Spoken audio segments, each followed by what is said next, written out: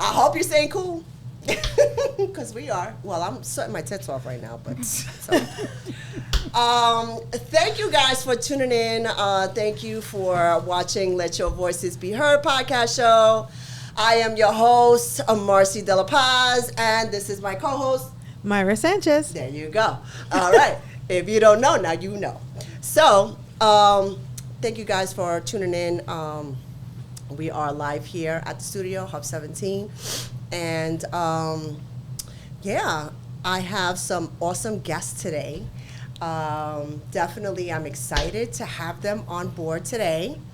And let's just go right in it. Dun, dun, dun, dun. Introduce. So, our guest today and our surprise guest today, we have Rafael Gee. Yo, Rafael. Thank you for coming, baby. Thank you guys for having me. I'm really happy to be here. Yes. Thank you. Thank you for saying yes. Yes, I can smell the menopause in the air. I can smell the Bengay on the ribs. Over here on the side. Like I know. Look, I'm getting the chills myself. My God, I'm dying in here. Ya se jodió, se empezó la jodienda ya. Honey, you're not alone, honey. If you're listening, you're not alone. This is the menopause addiction virus or something. The best stage in your life. Wait till you get to your 50s, man. Definitely. Oh, my goodness. And, of course, we have our special guest as well, Laura.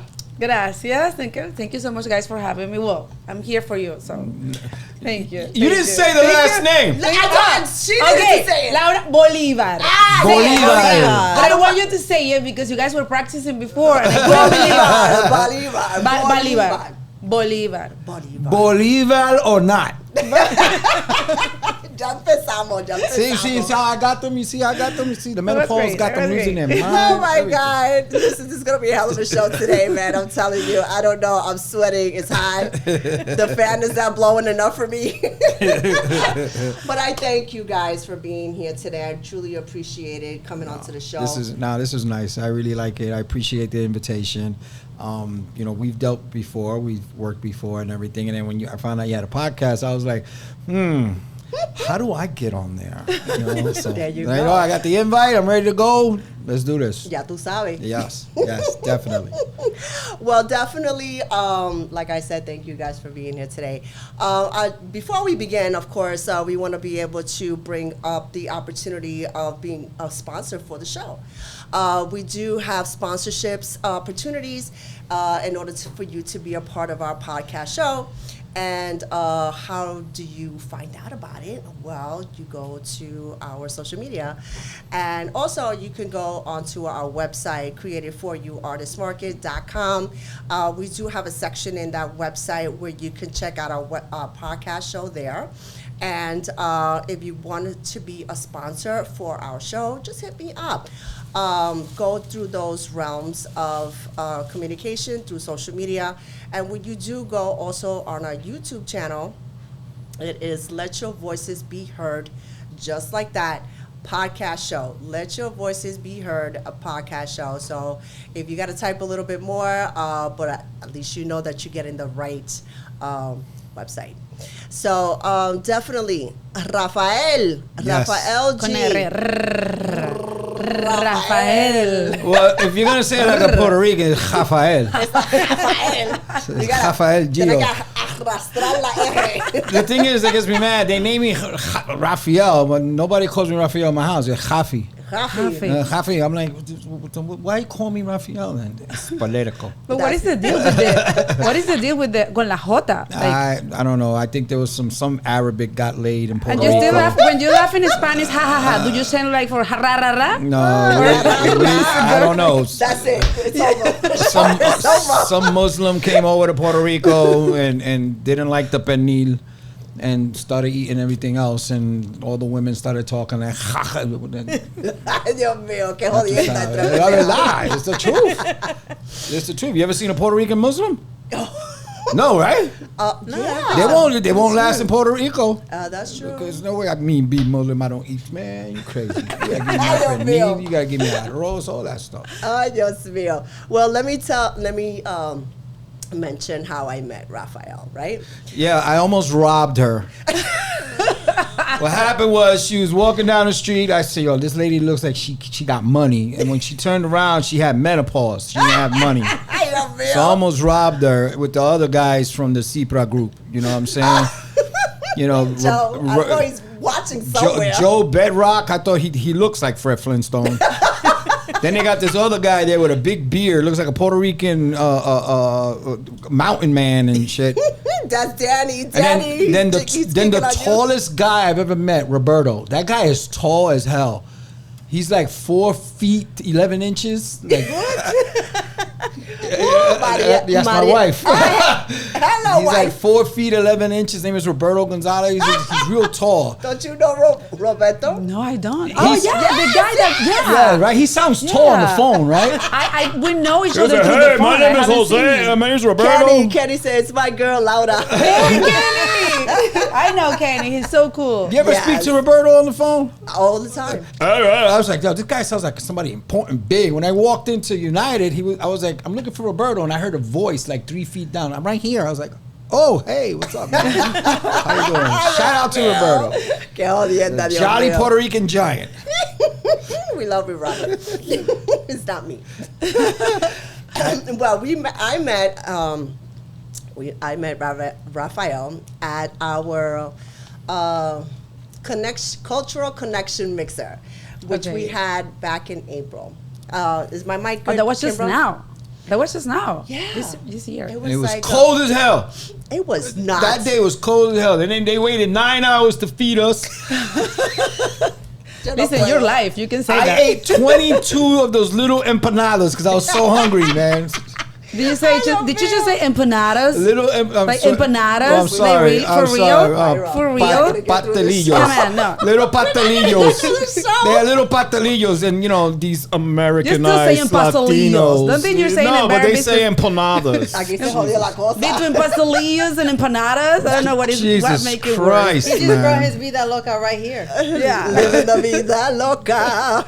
Waited 20 minutes for a hot Mira, no coffee. estés complejando, ¿sabes? Nah, but I love United Bar. That was fun. It That was was a fun. fun day. I mean, I got to see so many talented people. Yeah. Artists, It's like a poets. showcase? So yes, we did have a silent auction for the mixer. Okay. The silent auction was basically to raise funds for Staten Island Puerto Rican Alliance, which we are a 501c3 nonprofit.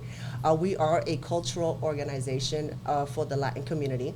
So definitely, anytime that we create these events or anything of that nature, we try to incorporate fundraising, because that's what we're able to do things, right? To be able to put it towards events, we're looking into educational programs for September. We're also creating for the holidays that are coming up. We just had the biggest Puerto Rican festival in June 7th at Snug Harbor. And her daughter was the national anthem singer for the American and for the Puerto Rican one, which was Nice, amazing, nice. awesome. The beautiful. Puerto Rican It was anthem beautiful. is like a merengue, or it's just No, like it isn't. What the hell is wrong with you, man? You still mad because we invaded y'all or something? What the hell, man? Dios mío, Rafael. Since when the hell is the Puerto Rican anthem merengue? Yo, I swear to God, these new Latinos don't know shit. She it was the merengue, you know, they Didn't Mark Olga Anthony Toño write sang. She don't know. Yo, we'll go back. We're gonna invade everybody now. What the hell is that? Let's go in there. I'll be happy if I'm invited by Puerto Ricans. I'll be happy. Like, Estos boricos son un poquito locos, ¿sabes? You want un poquito. Listen, just go to Los Azules in Brooklyn. You'll find all kinds of Puerto Ricans over We there. have on this table right now, we have 2 Puerto Ricans, a Cuban and a Venezuelan. I Oh, thought you man. were Puerto Rican. No, only You're by Cuban. injection. Oh, see? You see what I mean? You see what I mean? Only Oh by my God. injection. So it's a good mix. Two right now. ex-communists You're in the Puerto damn Rican. Puerto Rican show. Mama, you gotta help me out here. You know what I'm saying? You gotta do something. Be like, "Shh, Pito, llama." I love I Puerto love you. Ricans, you know. I love especially Puerto Rican men, because I feel Puerto Rican men are very like religious. Who Yeah. said? Yeah, No, every time. espérate, Yeah, they're very religious. Every Exactly. time- What Puerto Rican you know is They're religious? men. He was religious. Every time I walk was by the religious. street, there is always a Puerto Rican guy coming up to me like, Dios te bendiga, mami. So Yeah. that's like, Yo te bendiga, Amen. mami. Yeah, as soon as you mess up with them, they become anti-Christian. Maldita sea, bro. La cago en la hostia, carajo. Dios mío. y also, someone told me that one day that Puerto Rican men, ellos ponen a las mujeres a rezar. Because, you know, they get tired of them. Like, oh, my God, Dios mío, es que este hombre cambie. So, Oh. so Rafael. See, now I gotta defend my Puerto Rican roots. Here we go. Ladies and gentlemen, this just became a roast. No. Marla, how are you? I love Puerto Rican. My audience is Puerto Rican. So. Dios mío. Man, she's What did I do here? She's really looking for that green card. Come on, guys, get it in there. Rafael. The bids are high right now. One Venezuelan. Yo no sé, but I And think a we're gonna get Cuban. the highest ratings on damn YouTube. Shit, I'm telling you. Oh my God. So I don't even know how to begin or start with this shit. Okay. He's Okay. a writer, right? You brought him here because you want to interview him for his book. Is it me or she sounds like AOC? Oh, sick. Because, you know, he's here today because he's a I'd writer. rather be compared to Sofia Vergara, okay? Oh, so he's a writer. Yes. No political shit. Let's Oh, you're holding me back. No, I'm really kidding. I am gonna hold you back. I am. July 24th, you guys will get the full thing. Yes. So definitely. Okay. Can I continue? Yes, it's your show, damn it. Go ahead. Okay. So yes, I don't need you to call your cousin Mark Rubio and come after me or something. I like Mark. I like Mark. He's gonna be the next president. Yes, he is. Anyway, the mixer. So we had a great time at the mixer. This was back in April 19th of this year. So definitely we had a great time. We are planning to do it again. Yes. Definitely. No, it was. In all seriousness, all jokes aside, I mean, I saw some talented people there. Yeah. Those paintings and that hand crafting and everything that was there, it was great. I loved the way that everybody came together, all different types. It just wasn't Puerto Ricans. There was a whole bunch of other people there. You had, I think, a Congress lady that was there. Yes, Alex, something. I can't remember her Yeah, last I'm name. still waiting for her to help me with the child support thing that I signed. Okay. Um, Child support. Yes, that's another Tú eres story abuelo, for tú no another eres day. abuelo, puñeta. That's right. I'm abuelo, but I'm not. There is paying- something like grandson support? No. In a Puerto Rican household, I think I should come up with that because Puerto Rican parents don't raise their kids. But the I was going to grandparents say do. that Puerto Rican says, where is my son support? That's Oh, shit. it. I'm telling you, ooh, this woman is taking shots, ladies and gentlemen. You started it, Rafael. I'm coming. You started I'm coming. that I'm just shit. waiting for the interview to be over. So when they say, "What do you got to say?" Bam.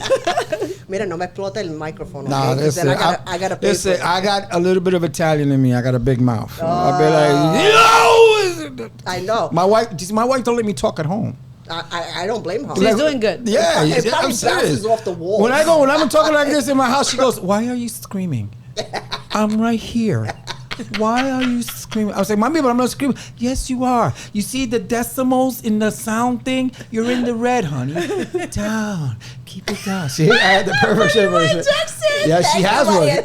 She has one. She actually designed it. It's on my website. I love it. I need it. I want it. I'm telling you. I'm telling my you, God. go on the website, you'll see it. Oh my goodness.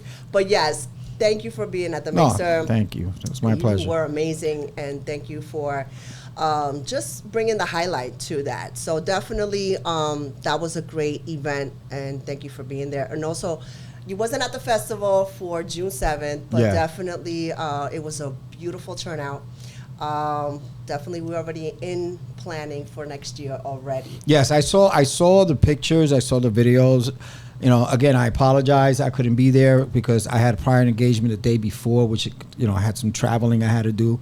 So, but, that big guy, Roberto, he understood.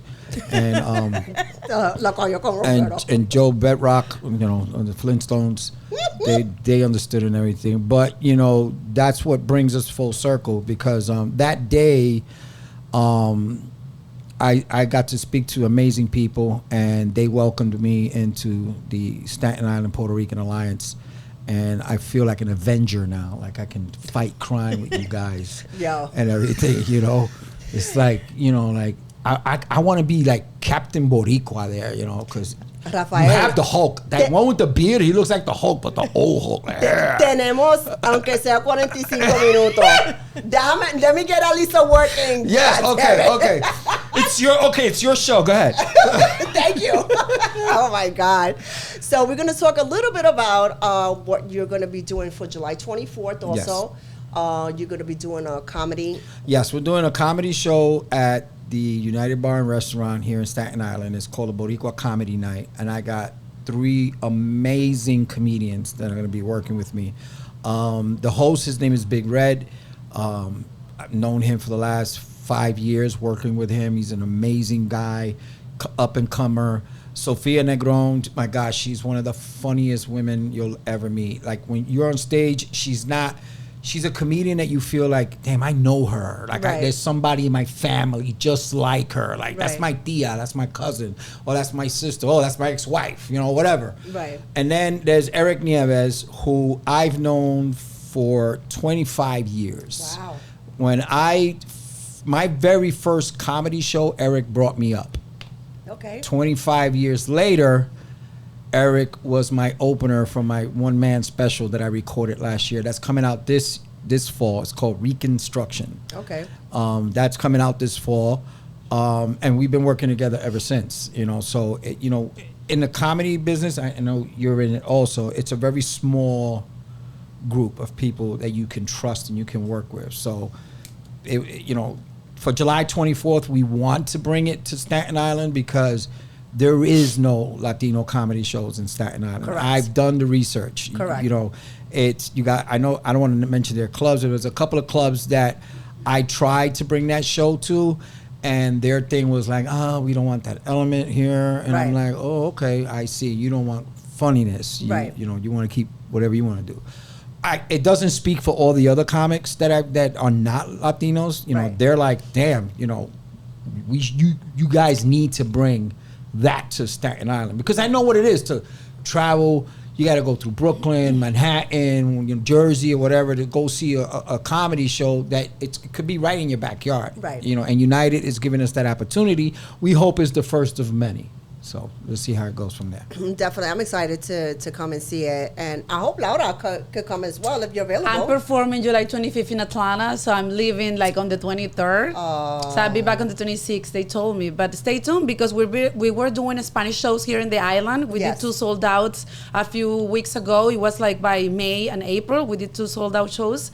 It was a small room for 50 people, but it was packed. Many people were out asking for more tickets, so we were looking to expand for a bigger place, and it was all in Spanish. And I was surprised that a lot of people show up and they were going crazy to get tickets. So it's excited because you see that there is a big community here, Spanish-speaking audience in Staten Island, and it's amazing. It's a great opportunity right now for comedy. Yes, yeah, absolutely. Listen, whatever we can bring to the island, we should be grateful for it, because I'm originally from Brooklyn, and I moved out here about 10, 11 years ago. So the hub was one of my first stepping stones as far as into the art community, because I am also a photographer. Okay. So definitely, I was always looking for a space to be able to show my artwork. And of course, this is my home.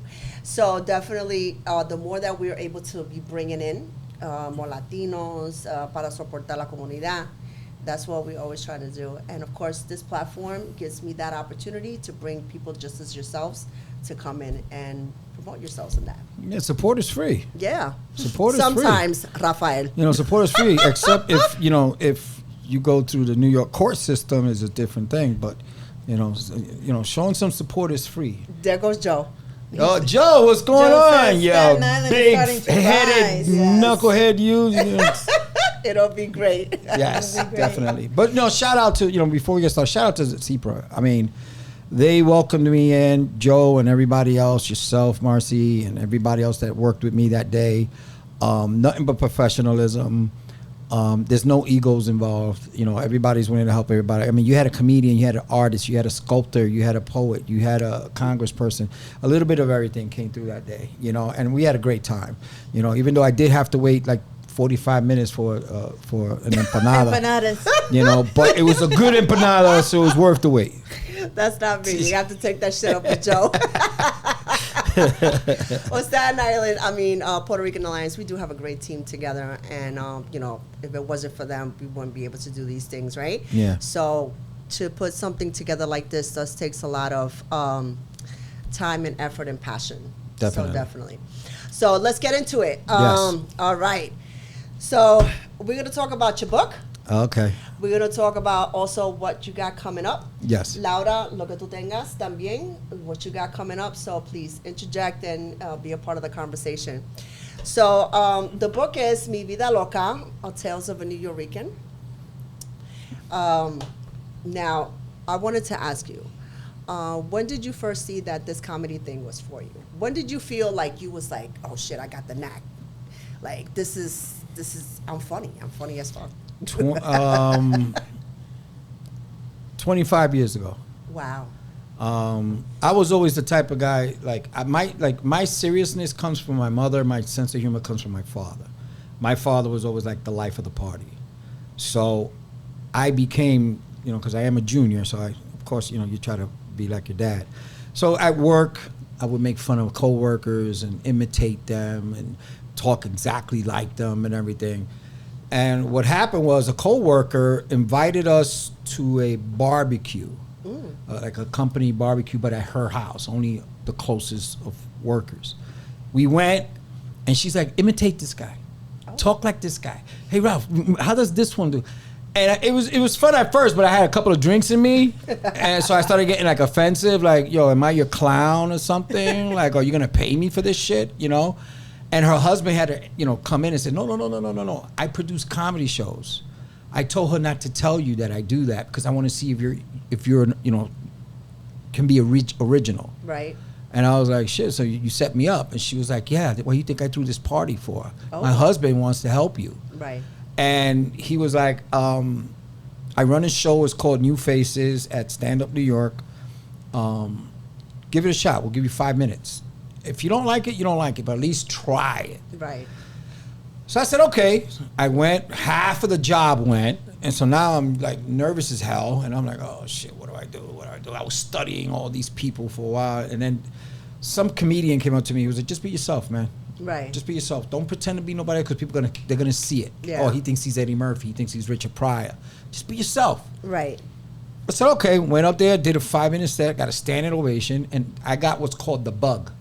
It bit me. And I was like, oh, I can do this. You know, I can do this. I can move a crowd. I can do this. Right. You know, but how naive you can be when you first start comedy, you figure, well, I'm going to be rich now. I could quit my job. You know, it doesn't work that way because I didn't get booked for like another 6 months. Wow. So I'm like, what the hell? And then that's when I learned networking and everything. And once I got on there, I started doing it. I was like, okay, I'm doing well and doing jokes, but then I'm running out of jokes. So I'm like, what do I do? Right. So I remember my dad came up to me and he said, just tell your story. Right. I said, what story? He goes, tell stories about your brother. Tell a story about your sister, about me, your mother, your friends at work. You know, just do that. Talk about whoever broke your heart or whatever you did. And I realized comedy is the cheapest psychiatrist in the world. Yeah. Because I go up there and I'll tell you things where you're thinking, oh, that's hysterical. Not realizing this really happened, you know? Right. And 25 years later, and it's been going. I had to stop a few times because of health issues and stuff like that. Right. But the last 4 years have been phenomenal, especially with my wife in my corner. Right. It's been phenomenal. I remember the first show I went to go do with my wife 4 years ago. And we've been booked every weekend, every month for the last 4 years. Right. I mean, wow. Like, I think I might have maybe out of 52 weeks, maybe 6 weeks where I'm not going to perform this weekend. I'm going to go do something with my family or my wife. But every weekend we've been booked every single weekend. That's a blessing. I've performed with Mark Vieira, Sarah Contreras. I'll be performing soon with Anthony Fuentes. I've performed with Joselito the Puppet. I've performed with Gina Brillon. I've performed with the best of them. And now it's where they say the fun part begins, the journey. Right. So, of course, the book. Right. And everything. So now it's like boom. Now, sometimes it's funny because people starting to recognize you. Right. Like one time we were in Coney Island, and you got a lot of biker gangs there, right? Me being old school Puerto Rican from Brooklyn, I'm walking with my wife. I was like, "Mommy, come over here on this side." Oh, but I'm on the outside. No, don't worry about it. Just come over here, because this whole gang of dudes is just looking at me like, yo, who's this one? I'm like, oh, please don't. I said, Ma, anything happens, train station's right there. Take it. I'll be fine. No, but don't worry about it. Then the guy goes, yeah, yo. I was like, what? He goes, you Rafael Gee, right? I was like, oh, thank God, Jesus. I thought they were going to kill me. Woo! I said, yeah. He was like, bro, my wife's a big fan, bro. Please, can I take a picture with you? And I'm taking pictures surrounded by the Sons of Anarchy. Yo, what's up, yo? So I was like, okay. Now it started to become fun. It started to become fun. And that's the good part of it. Like comedy for me, if I can take away your pain for 5 minutes, whether you're going through depression or whatever, if I can make you laugh for 5 minutes, then I did my job. So you did your job the minute I came through the door. You know what I'm saying? I did my job, because it's a fun journey. It is. And I hope that, see, the goal for the next year is to make this full time. Right. And people are like, you're not full time yet? Damn, you work like you're full time. I'm like, it's starting to come around. And so it's going to be when he decides. That's true. He decides. How was the process of you switching from you finding your own spots at people booking you to their shows? How was that process? Was it hard for you? Was it easy, or how did you do it? It was in the beginning. I can't say hard. I can say confusing, because in this, like in any entertainment business, you have to know who to trust. So yeah, I was getting booked in the beginning at a lot of places, but then I was like, okay, I should start earning something, or at least give me my gas money, or pay for something, right? Right. I mean, I'm not expecting a lot of money, because to the world, to a lot of people, I'm a nobody. I'm still a nobody. But to the hood, right? Oh, that's Rafael Gee. Right. So you got now people. My people are like, no, that's Rafael Gee. Right. So when you start booking your own shows, you know what is that you have to do to have the crowd enjoy it. Right. Because unfortunately, like if you could see the Cat Williams issues and everybody, it is like that. It is like that in the comedy field. But I don't have to like you to work with you. Right. If I know, like, damn, if I can get this person to do a show with me, we're gonna put on a hell of a show. Right. And that's my thing. A lot of these comics out today are not looking at that. They're looking at how much money I'm gonna make. Right. How many people are gonna follow me, and all this stuff. You have to be a fan of comedy to do comedy. Correct. If you're not a fan, it's not gonna work for you. Right. It's not. Right. Believe me when I tell you, it's not. To this day, my wife can tell you. She gets sometimes you're watching him again. I'm like, I'm studying him.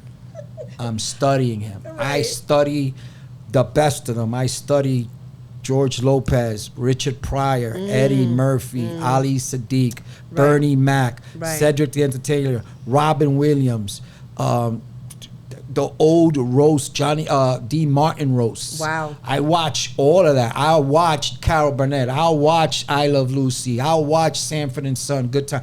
I watch all of that. I watch it all. And people are like, oh, you getting material? I'm like, no, I'm unlocking memories. Right. That's why I do it. Right. I don't do it to be like, okay, if I take this from Fred Sanford and this from I Love Lucy, I can make a joke. No, I'm like, shit, I remember what I was doing that day. The day I watched this episode. I remember what I was doing in school when this series came out. Oh, I remember when I watched this. I just became a dad, and I just put it all together. It triggers. Yeah. It triggers. So that's how I get my material. Okay. And listen, I used to watch all those shows. I used to love Archie Bunker. My father was a Puerto Rican Archie Bunker.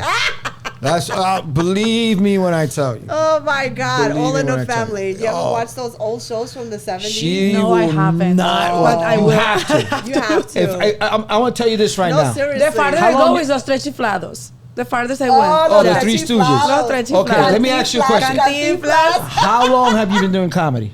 For 8 years. Okay. I'm going to give you some homework. Okay. And this will help you. I swear on everything I love. Watch Carol Burnett. Watch Good Times. Watch Chico and the Man. Okay. Watch those shows. Just watch them. Watch All in the Family. Watch The Jeffersons. Because that's what comedy was about. No filters. We talked about everything. They dealt with real problems, good times. Just watch them. You even put them in Spanish if you can't understand what someone they're saying. What, you think I cannot speak English? No, I'm not saying you cannot speak English, but sometimes when they say something, it's something, not something. Good afternoon and Okay? hello. Because let me tell you something. I've watched some of these shows in Spanish, and I think to me they're funnier in Spanish than in English. Because yeah, because you ever when you watch soccer, you watch it in Spanish or English? I watch them Well, both. Puerto Ricans don't watch soccer, right? Oh, yes, I do. Yeah, they do? Damn Okay. right. Messi. Oh, shit. Messi. You kidding me? Shit, I've been watching soccer for the last 4 years with my wife. She taught me everything. The offsides, the kicks. I know Messi, Ronaldo. He's conceited. He swear to God. All them guys. You kidding me? I love soccer. You cannot get me. When the World Cup comes around, that's like my football season. What about American hockey? football. Hockey? I watch it because my boy is a Rangers fan. Like, Okay. I'll watch the playoffs or going into early. But watching white boys on ice skates fighting every 5 minutes, it's fun if they fighting. If they're not fighting, I don't want to watch it. I don't want to watch it, you know? But soccer, yeah, football, excuse me, it's called football. Okay, football. Nice that you mentioned that. Football. No filters with when comedy was comedy. That's right. But in all seriousness, watch those. And believe me, you'll understand what I mean by that was comedy. Because you had black comedians, white comedians, Latino, all working together and telling a story where you can't but help but laugh. Like, I'm now, as I'm older and I understand these shows, Right. there's times I gotta be like, babe, pause. I gotta go to the bathroom. I'm pissing on myself because I'm like, I didn't get that when I was 14. That's a loose bladder. You know? No. I don't wear Depends, mommy. Sorry. I have to stop I can be a because. little bit jokester too, Rafael, okay? Okay. 'Cause, now that she's wearing Depend thongs. The new Depend thongs. Oh my God. Are you over I can imagine 55? Does your bladder leak and you still want to look sexy? Check out the cherry scented Depend thongs. Ay, Dios mío, qué jodienda. Listen, we don't got a lot of time. Okay, sorry. See, you make me talk a lot, man. No, I didn't. ¿Cómo tú empezaste? How did you start with your I started because I did acting in my country, in Venezuela. So, but when I moved here, I wanted to learn more English, so I joined like a comedy school at Gotham Comedy Club. I was doing like a comedy writing workshop. So I thought that would help me to improve my English. Then I took improv classes just to improve my English. Beautiful. And then I just feel that I enjoyed that so much because I'm a talker, you know? And acting classes were so expensive. So comedy was like a nice way to improve my English, but I enjoy it so much that I start performing. And I just loved it because it's another way for me to communicate. Right, Because right. I'm a journalist, so it's just like I can tell stories through the jokes as well. That's so it's beautiful. amazing. It's I amazing. love that. I really like See, that. how she Latina. combined- Yeah, Latina. ¿Cuánto cuesta? No, do comedy. That's free, papa. Yo, And also, you know, it's $300 for 2 hours?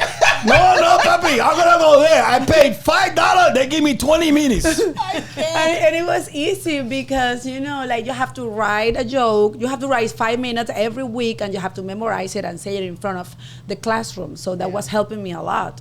It was amazing. Beautiful. And also with the acting career, you depend on more people. You need a director, you need a casting, you need a whole crew. And with the comedy, it's kind of, I don't want to say it's easy, but it's easier if you want to do it yourself. Right. Through social media. You can help yourself a lot. You know, it's yourself. You only have to write your material. You gotta be good. Right. And the hardest part, you know, it's not sometimes even writing the jokes.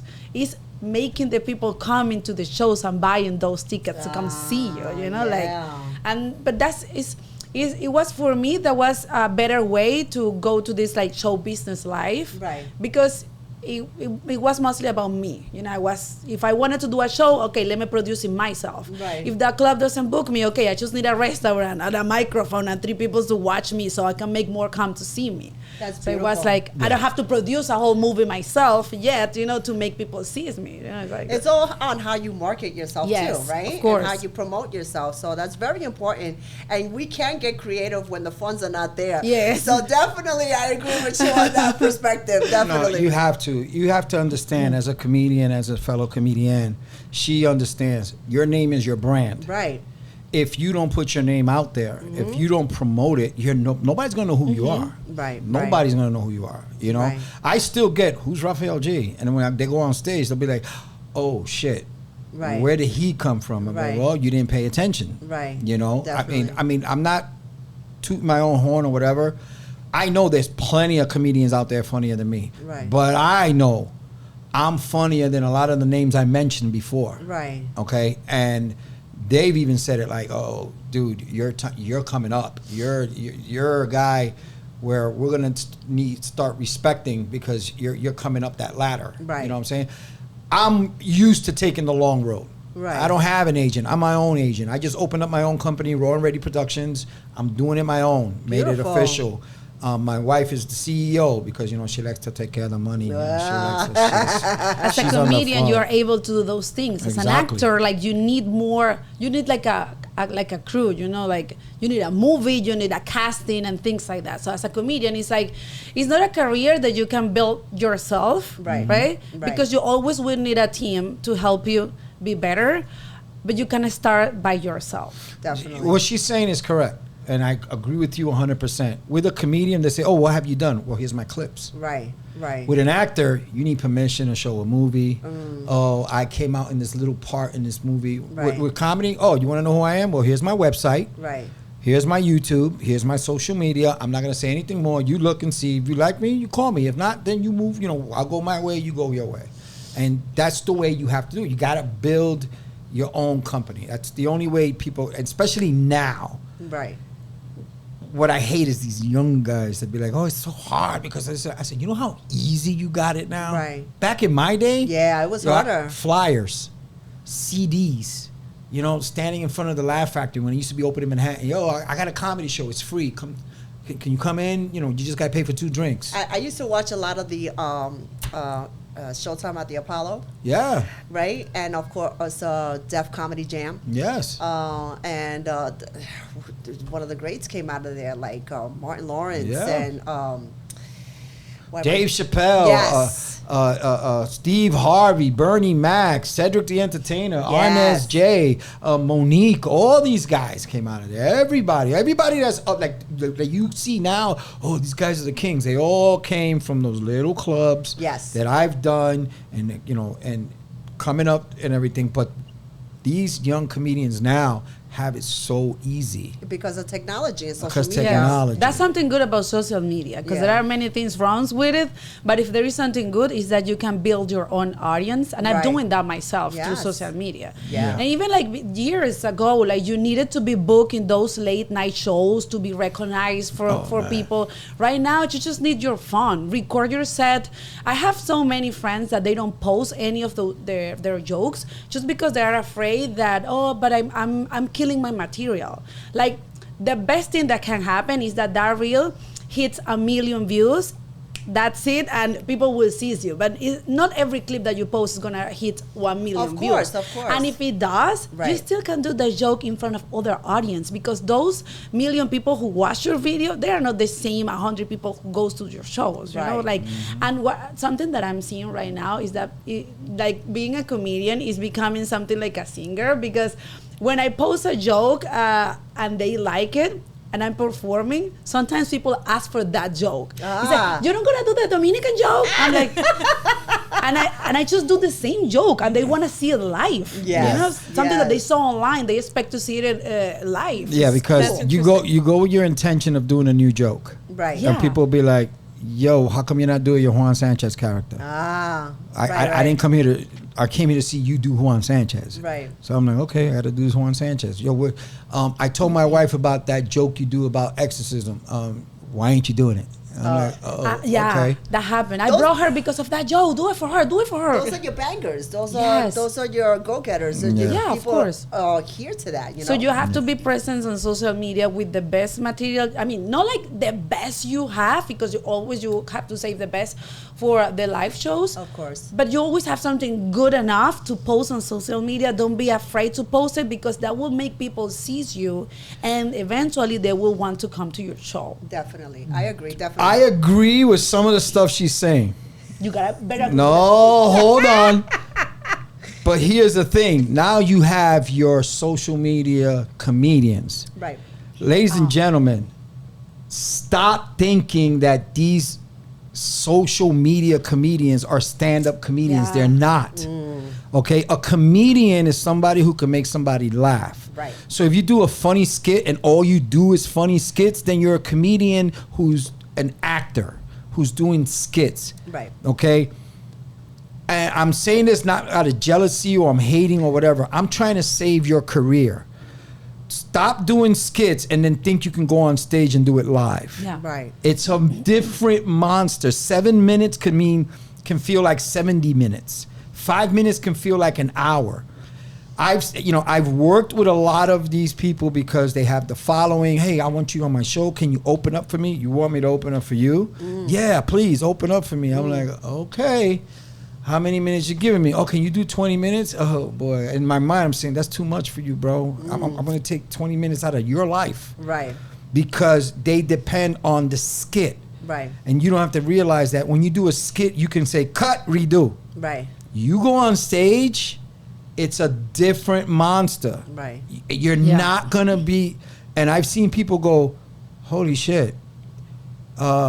He has a 20-minute skit online that made me crack up, but I came to see him live. I paid this money, and he only had 5 minutes of jokes, and he was up there for an hour. Yeah. Can you bring back the guy who did 20 minutes?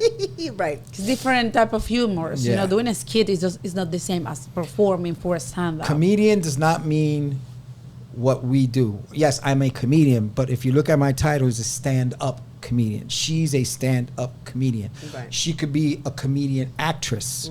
This is different. There's a difference. It's a big difference, you And know. people got to understand what that is. I'll give you a few names. Carol Burnett. Right. She was never a stand-up comedian. Right. She was a comedian actress. Actress, yeah. Tim Harvey, who Right. worked with her, he wasn't a stand-up comedian, but he was a funny comedian actor. Right. You know, Don Rickles. Right. He is a stand-up comedian. Right.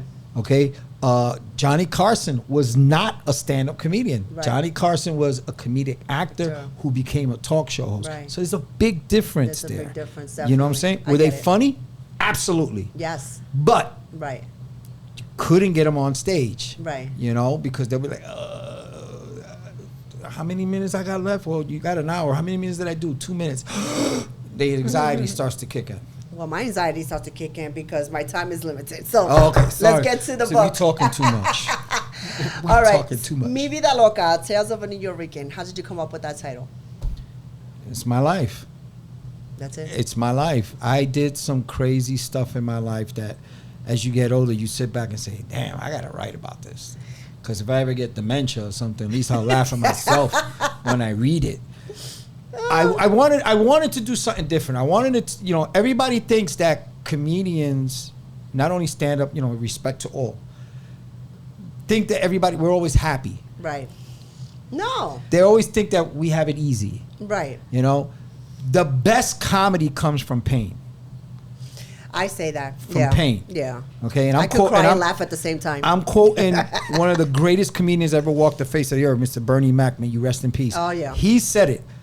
Comedy comes from pain. Yep. In my book, there are some funny moments. Right. It is. And in my book, you're going to be like, ooh, Yeah. I didn't know that. Yeah. He went, ooh. You know, like I've had people read it that I've worked with that know me as a serious person at work, and they'll come to me like, yo, dude, can I give you a hug? I'm like, why? I'm like, I read your book. Yeah. I read your Miss Liberty chapter. And I was like, okay. Did I miss that? Well, you didn't read all of it yet. I got some notes in here, so that's Okay, I got okay. some notes in here, but if you let me get to them, damn it. No, the book is more of not just talking about Puerto Rican culture. It's a tale of a Nuyorican, right? Not all Nuyorican. And I wanted to tell some stories where people can relate to. You know, that people can be like, wow, I used to have to do that too when I was a kid. I had to walk in the house, bendición. God forbid you walk into your house and did I sleep with you, you son of a bitch? You know, like, you know, and, you know, growing up with my parents and going through what I went through, experimenting with what I experimented with, and going through what I went through, you sit back and you say to yourself, I didn't have internet back then. I didn't have YouTube. And I survived. Right. I survived. I think this was one of the best eras, though. There was no evidence. You know, there's no evidence unless you put it in a book. You know, very good documentary book. Joe says. Thank you. I agree too. Definitely. Tell us a little bit more about from what I read. Okay. Right. I see that you're a very familiar person. Yeah. Familiar man. You have your cousins. You have your aunts. Your uncles. And of course your abuelita. Yes. We're gonna bring her up in a little while. Yes. But I want to know who was most influence besides your abuelita. Who was the most influence for you? Well, that's easy. My father. Your father. My father was the Juan Sanchez character that I do online is based off of two men who I admired the most. My godfather, his name was Juan Sanchez. Okay.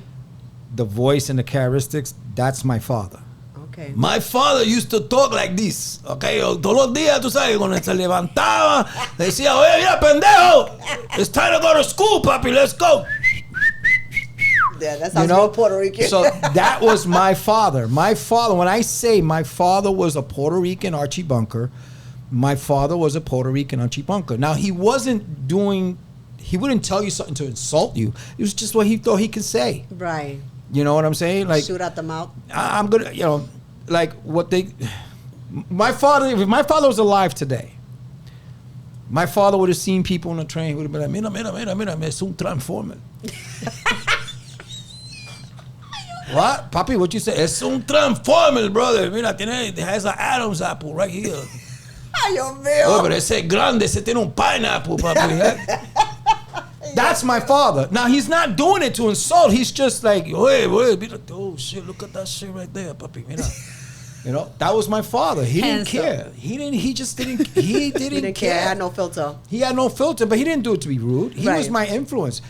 What I found out later, before he passed away, was, you know, what kills me is that he's not seeing what's been going on with me for the last 4 years. Right. He has seen me perform, but not to this extreme. But I know he's watching and everything. But it kills me not to have him there for me to hear him say, yo, next time, dile que le metiste el dedo or something. Don't say it like this, papi. Say it con pasión, you know? But he's in your head. But he's in my head. Yeah. He told me that my grandfather in Puerto Rico would go to funerals of the people who died in el pueblo, in el barrio. Like my grandfather was very well known in San Germán. And his name is Miguel. Mira, Miguel, se murió fulano de tal. Oh, yo tengo que ir para la funeral y hablar de él. Right. And he would go, while everybody's crying, my grandfather was telling me funny stories about the guy. Cuando fulano se murió, antes que se murió, ese cabrón me debe 5 pesos, alguien me tiene que pagar, you know? But he would do it to cheer people up. Right. So my father used to tell me, your grandfather was originally a comedian. Because he went to everybody's funerals or birthday gatherings and tell stories. Because he was like, las lágrimas solamente son tristes. A mí no me gusta lo triste, I need to be happy. Si me voy a poner triste, mejor que me muera. So then my father sees my grandfather in me, because I was telling stories of my dad, stories of my mom, my brothers, my sisters, first sexual experience, first experience with drugs or school or whatever the hell I did. And that's how I got, but listening to the way my dad would say it. Like I could come to you and goes, yo, today, man, I got busy with that girl, you know. My father, mira, el hijo mío está comiendo todo, ese hombre, chacho, el nene mío, bro. So which one you gonna listen to? Me or the way he said it? Wow. So that grabs the attention. Right. You know, my dad would come up with that. Or I could be like, papi, ese es un vago, you know. My father, ese cabrón es estúpido, mira, no puede ni caminar, pendejo ese, es un vago. He exaggerated it. Right. So that character got over 4 or 5 million hits online just pretending to be my dad. Now I have to do that. Now when people say, oh, that's Juan Sanchez, they call my wife Sophia. My wife's name is not Sophia. Oh my God. Sophia is my father's mother's name. I just picked the name out of my Sophia. Oh my God. They see my wife. Oh, look, it's Sophia. She's like, I'm not Sophia. You know, but she gets autographs. You messing her up. She loves it. She loves it. Oh my God! Like, how is it like to? I'm so sorry that she's not here because I wanted to ask her some questions too about you. Oh, dealing with you. She'll tell you. I can answer that for you, babe. If you're watching, you can answer. How is it living with me? She'll tell you the way he is on stage. That's the way he is home. Wow. But he's responsible. You know, like you have to know how to separate it. My Lord. You know what I'm saying? And you fucking loud. Oh yeah. You are loud. Yo, let me tell you something. When we was at the event at the Mixer, me and Joe was on the stage, and he was coming up, and I was just turning around for like a split second, and all of a sudden he comes up on stage and he said, "Hey!" And I was like, "Oh shit!" Yeah. I dropped everything that I had. You almost dropped the camera right now. I'm telling you. And it was just like, because I think it's just, we're just naturally loud. Yeah. Did I mess that up? Okay. Yeah. And we're just naturally like that. But I want to go back and I want to ask definitely, where was your first, did you say that? What was your first skit? Where did you do your first stand-up comedy, your first show, your first everything, where your cherry was popped? Well, when they raped me. Oh my God. It was many, many moons ago. 25 years ago on a cold November night. I could still taste the cherry blossom lips. Ay, Dios mío. Rafael, coño, get to the point. When they bent me over and they said, "You're going to feel pressure." Loud every day, she says. Yeah. Yes. I can imagine, girl. What's the Advil? You know, it was at Stand Up New York. Help me. It was at Stand Up New York. Here, mommy. But you know what? She'll tell you if I'm quiet, and she'll be like, "Something's wrong." Something's wrong with you because you're like she'll get in my head. Oh my God. Like I'll be in a thought, and she'll be like, "Babe, what's wrong?" No, you're lying. I'm like, "No, babe." She was like, No. There's something wrong. You need to talk to me. You need to talk to me. You need to talk to me. I'm like, "Babe, my mind is doing 100 things at the same time. Like I'm picturing what I'm doing for the next 5 shows." And she's like, "But it's weeks away. But I gotta be on top of my game." So you know? silence. So now she sees it from my side. Right. Where sometimes she'll be like, you're coming up with a plan, aren't you? And I'm like, yeah, why? The smoke is coming out your ears. You know, but that was my first time. That's when I tell you, my coworkers came to see me. How hard it is being in the Spanish community with all the different dialects. For example, you mentioned Toto, but to other Spanish nationality, now Puerto Rican, it means something different. Toto, yeah, but here's the whole thing. Like, I understand what he's saying because, and I want to say this word, but it's a Polish word. I'm not being disrespectful. I'm in front of women. My wife knows I don't like being too dirty. But the word really? Ciocia. Ciocia. In Polish means aunt. Oh. It does. It means aunt in Polish. Wow. I didn't know that. Right. So this lady she was Polish. She came into work and she was crying. I'm like, "What's the matter?" She goes, "My ciocia died." Oh shit. And I'm like, "But how are you still walking?" Or what is it? It dried up? It squibbled? What is it? No, and she's crying, and I'm like, "Yo, bro, her ciocia died." My eyes are watering. I can't even see this shit. ¿Cómo ella puede seguir caminando? You know, like, and then she was like, "Oh, my auntie." I was like, "Ooh." She goes, "Why?" I said, "Because that means this in Puerto Rican, in Spanish." And she was like, "Oh my God, I'm so sorry." And so, believe me, I've been there where, anyway. In Venezuela, one of the, like Toto, you can say one of the 20 ways to say it is cuca. And in Mexico, that's actually a name for someone. Yeah. And my friend, her aunt was cuca. And I just can't believe that she said, "No, mi tía la cuca." I'm like, what? Yeah. So, listen, my ex-wife is Ecuadorian. Okay. Now we call that or Like bombilla. bicho to me means insect. Yes. Yeah, bicho. Yes, bicho for us. You is want to talk insect. shit, honey? All right, here we go. I don't feel. When we got married 3 years ago, we got married at Punta Cana, right? And her mother's room was next to ours, right? So we were in Punta Cana and everything. I Her already know mother where this is comes going. knocking on the door. Hi! Rafael, ayúdame. I'm like, Mom, I thought somebody broke into a room. I'm like, I'm in a different country. I don't have my gun. Like, what the fuck do I do? I go, hay un bicho aquí adentro. And I'm like, wait a minute, you're going to get laid in your bottle? How big was it? Hay un bicho en el baño. It was a little lizard. Oh my God, we call it bichos. That got into the, like, from the outside. And I'm crying. And my wife is like, why are you crying? Because bicho has something else. I was like, I thought that she met a Dominican out there that had a big bicho. And went to her. And I'm like, why are you screaming? You're finally going to get some. And then bizcocho is cake. And for Mexican, it's the female part. I didn't know Mexicans call it like that. Yes, I'll give you that before. I This know. is an informative I show. said them all. Yeah, You see? this is so. My ex-wife is Ecuadorian. Now, a bulb for us, we call it Bombillo? un bombillo, Right. right? They call it foco, Oh, foco. right? So one time I got pulled over. Yeah, I got pulled over because my brake light went out. So the cop was cool. He was like, listen, I'm not going to give you a ticket. I said, look, I have spare ones. Can I change it? He goes, do it now because if another cop, he's going to give you a ticket. Change it. So she goes, ay, mira, te cambiarle foco. I was like, fuck you too. She was like, why you cursing? I said, you call me a foco. I know I got to fix it. Fuck you. She's like, no, it's un foco. I said, fuck you. And she goes, this is a foco. This is a bombilla. It's not a foco. It's a bombilla. So can't. I get it. We're never I going to get get through this interview. I swear to God. Oh, my God. All right. So definitely, I need a break.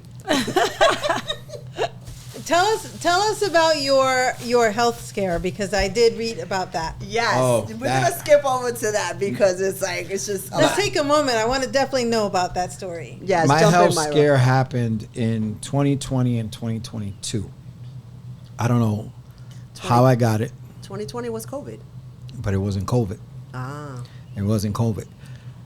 I end up catching a bacteria in my blood system. Wow. It was E. coli. Oh. I don't know how I got it. I didn't even know that I can get it. Right.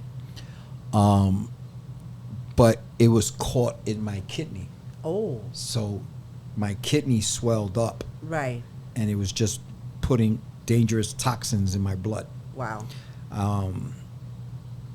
I thought it was a kidney stone. Right. You know, at that time I was overweight. I'm diabetic and everything. So I figured, damn, this kidney stone is really kicking my ass. Right.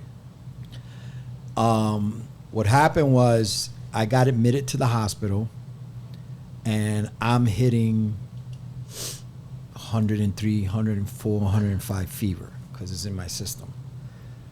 I thought I was gone. And this is a true story. And you know, sometimes it's hard to believe a comedian, but I was at work.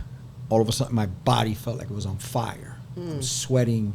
I'm like, yo, I'm not gonna make it. Something's wrong. I thought it was COVID, Right. but I never caught COVID until I married my wife. We caught it for like 2 days and it was gone. We didn't even know we had it. Right. I get to the hospital. They're doing all these blood tests and everything. My mother is coming from Long Island to see me. My cousins are there. And it got really bad where I used to do professional wrestling. I was a wrestler at the time too. Okay. My tag team partner came to see me, and he was like, this does not look good. So I never put it on social media. He did. He said, hey, Charo Boricua Jr. he doesn't look good. We don't know. Pray for him. Whatever. Next thing you know, I'm getting phone calls from Puerto Rico, California, Florida, wrestlers that I worked with. And I remember my mother being there, and the doctor says, can I talk in front of your mother? I said, absolutely, because if I don't understand you, she will. Right. All right. So my mother's like, how bad is it? And he was like, it's really bad. Right. Where they had to put in an IV in my groin to the vein that goes directly into my kidney. Wow. And pump it with antibiotics because my kidney was swelling up with the infection. Oh, wow. So they were like, we can put it through his system, but it's not going to get there on time. So they put it directly. So I'm sitting there, and my mother is a very hardcore Puerto Rican woman. Yeah. Like, she won't show you emotion. But you can tell she was worried. Right. Because I'm laying in bed. My cousins are there. My ex-person I used to be with was there. And I could hear my mother saying, Tito no te lo lleve. Ah. My father he was called Tito. Right. And she was, Tito no te lo lleve. Tito no te lo lleve. She thinks I'm not listening to her. Right. And I'm like, Mami, I'm not going anywhere. She was like, cállate, nadie te está hablando contigo, carajo. ¿Qué te pasa? ¿Qué te pasa? Qué estúpido que tú eres. And I'm like, she's worried. Oh, my God. She's worried. Yes. So I go into surgery because now they want to put a stent in me to float it all out. I've never been under anesthesia in my whole life, ever. Never. And I go under, and I'm sorry if I get emotional about this. No, go ahead. Be real. I go under, and my father, my grandmother were right there. Wow. And I'm sitting in a park. I'm wearing the clothes that I went to the hospital with, which was a black hoodie, jeans.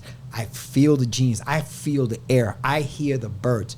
I'm sitting in a park bench. There's nobody there, but I see my grandfather, my grandmother, my father coming. Right. So I'm like, at that time I started wrestling under his name as a junior. And he sat down. He was like, yo, you got nothing to say now? You always talking shit. Just like that. Right. And he's sitting here, my grandmother's here, and I'm like, yo, Dad, I have so much to tell you. He goes, I'm wrestling now. He goes, yeah, I know, and I like the name. So I was like, okay. Can I tell you more? He goes, no, I got to go. I was like, what? And I woke up, and my hands were like this. I broke out of the belts that they had me tied down with. I broke out, and I was like, Papi, don't go, don't go. And they were like, sir, wake up. It was just to put a stent. It was only supposed to last an hour. Right, right. And wow. 2 years later, here's the incident with my mother, where she's like, Tito no te lo lleve. I was really bad at the time. Wow. I thought I wasn't coming back. Right. So she's like, Tito no te lo lleve. I said, Mami, what the fuck are you talking about? You know, she's like, you know. Anyway, to make a long story short, my mother got up and left that night. Right. My body started burning because the fever came more at night. Right. And I'm talking about burning, where I had to hit the emergency button and get nurses in there. Wow. So I get nurses in there. They come running in. They see the monitor, 104.5. Oh, wow. And it's rising, 104.6, Right. 104.7. She's like, code red. I forgot what room I was in. Code red, code red, code red. They're bringing in ice bags and all this stuff. I can hear her. You can feel me, but I couldn't talk. Right. I'm like, you know. And she's like, squeeze my hand. Just squeeze my hand. Yeah, 2 for yes, 1 for no. 2 for yes, 1 for no. So I'm, you know, are you in pain? Yes, whatever. And then I was able, as I'm cooling down a little bit, I'm able to say something. And she said, are you okay? And I told her, I'm going to die. And she was like, no, you're not, Mr. Rafael. You're not. You're going to be fine. We got the doctors coming. I can hear them get this, get this, get this, get this. And I'm like, I'm going to die. And I was like, just make sure my paperwork is correct. Right. That's all I care about. Right. That's all I care about. And I said to myself, I'm tired. I'm awake. I am wide awake. There he was. Wow. Oof. Chacho. Yeah, I see. He was there. He said, I said, Papi, I'm tired. He goes, tú no vas para ningún lado. Wow. And I said, well, and the lady goes, who you talking? I'm talking to my father. Right. I'm like, Papi, you coming to get me? He said, no, me llamó Puri, which is that's what I used to call my mother. Right. Puri me llamó. And I'm like, oh, he goes, tú no vas para ningún lado, papi. You got a lot to go. Right. It's not your time yet, papa. Wow. Duérmete. Right. Que mañana tú te levantas. Wow. I fell asleep. That was at 11:43 p.m. I woke up the next day at 4:36 p.m. Wow. And I lost 5 pounds. I sweated everything out. Wow. Sweated everything out. And that was my wake-up call, like, nah, pa, you gotta get your shit together. Yeah. Get away from negative people, negative Right. things, and all this stuff. And, of course, 4 years ago, I meet my wife. We started talking on June 29th. We went on our first date, July 2nd. Went out again July 3rd. I asked her to marry me 2 months later. Wow. And we got married in September of that same year. And ever since I met my wife, and I am here because of her. Wow. I am not here because of my talent. I had that, Right. but I didn't know where to go with it. Right. She got me to where I'm at today. guided She you. said I can calm this tiger down and like break the horse's back, calm him down. He's not Right. a bronco no more, Right. you know?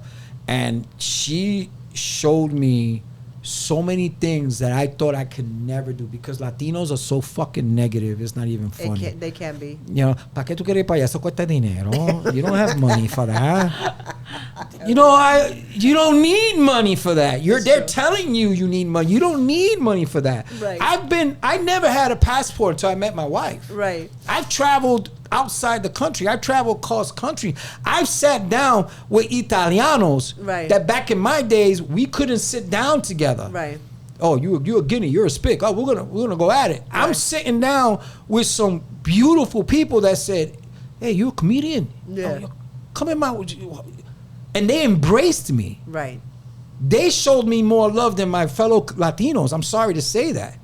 Okay, they've supported me. They sponsored my one-man special. Right. They sponsored it. Right. Yo, how much is for the thing? Here's $1,000. Wow. Just put my name on the flyer. That's all I ask. I'm like, all right, you know. Wow. I mean, she showed me, like, who said you can't do it? Right. Right. She encouraged you. Who said you can't do that? Who said Right. you can't go to Punta Cana? Because when I'm growing up, Punta Cana is $20,000, $40,000. She said, what are you talking about? $1,600, asshole. You could pay it monthly. She showed me that. She Right. showed me how to control my money, run my business. She showed me that. But you know what? You are Latino, and a lot of Latino men have a lot of pride, right? Oh, I ain't got no pride. So okay, that's good. That's why she was able to. That's why you made it together like Right. that. Because when you're dealing, there's a lot of Latino men out there. Yeah. You know, I don't. Oh, wanna, yo soy el hombre. I do this. I do that. Right. No, let me tell you something. If you got pride, you're an asshole. It depends how you use your pride. I have Puerto Rican pride. Right. It's my heritage. Right. I am proud to be a Puerto Rican, Right. even though Puerto Ricans won't like me because I was born here. But I still represent your flag, your country, your language, your heritage. This is what I do. Right. That's my pride. That egotistic pride, that shit don't work. Listen, I say it in publicly, I say it privately, I've done it on shows. I am where I am today because of Mariel Gracia. This is where I'm at today.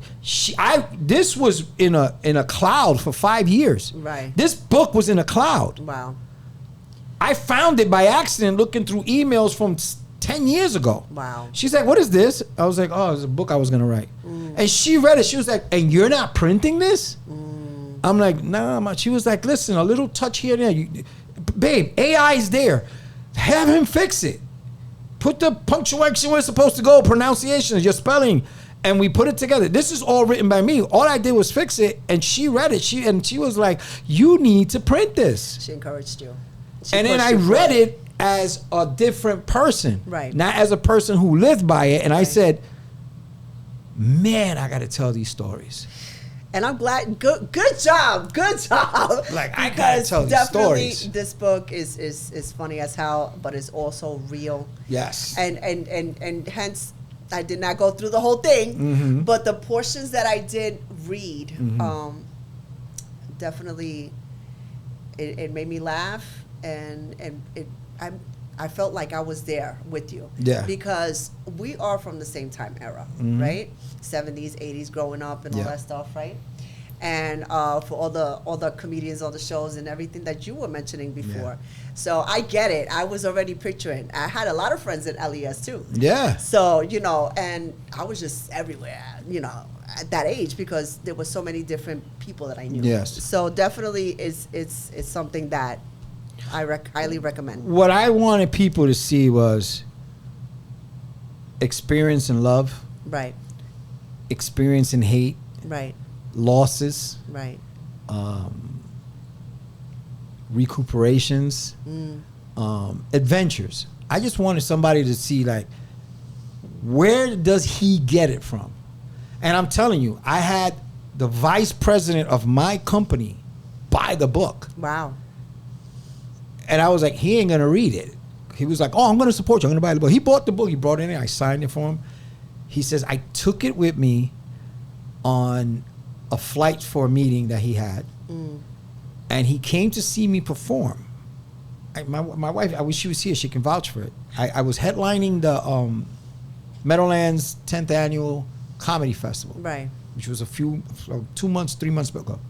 He came. Right. And I'm telling my wife, I said, holy shit, babe.